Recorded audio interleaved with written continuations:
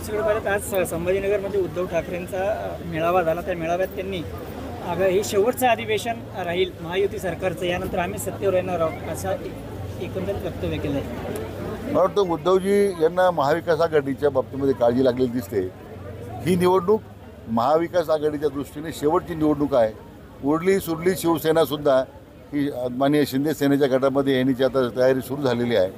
तीच फक्त अपघाताने मिळाली या लोकसभेचा आहे.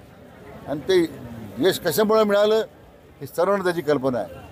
नकारात्मक भूमिकेवर त्याच्या एक वातावरणावरचा फायदा त्यांना मिळाला आणि त्यांचा जो भ्रम आहे की तेच वातावरण विधानसभेला आम्हाला मिळेल, तर ते त्यांच्या भ्रमात राहू नये.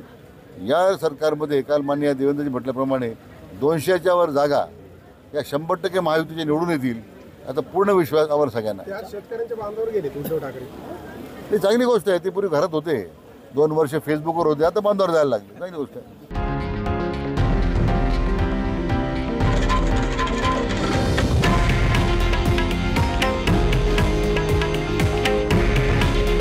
हे आहे देशातील नंबर 1 न्यूज नेटवर्क आणि आपण पाहत आहात TV9 मराठी.